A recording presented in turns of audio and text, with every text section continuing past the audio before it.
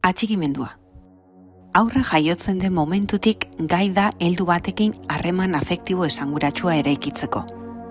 Horretarako berezkoak ditu negarra, irribarrea, zizakadura eta hurbiltasuna mantentzea. Berezkoa duen jokabide horrek lagunduko dio hezitzaile edo ama aita ez den helduarekin harreman esanguratsua eraikitzen. Honi deitzen zaio atxikimenduaren transferentzia. Atxikimenduaz luze hitz egin dezakegun arren, motzean arituko gara oraingoan. Bubliren teoriaren arabera, bi atxikimendu mota daude.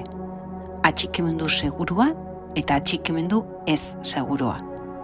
Atxikimendu segurua duen aurrarentzat, transferentzia egitea erraza da.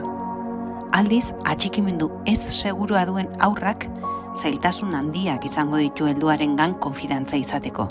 Zergatik? Bere lehen atxikimenduan bizi izandako esperientzia ez delako lineala eta orekatua izan.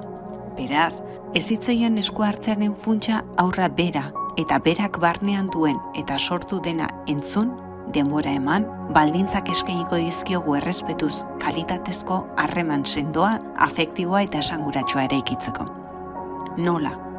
Uneak eta guneak zainduz. Familiekin eraikitzen ditugun harremanak garbiak eta konfidantzazkoak izango dira.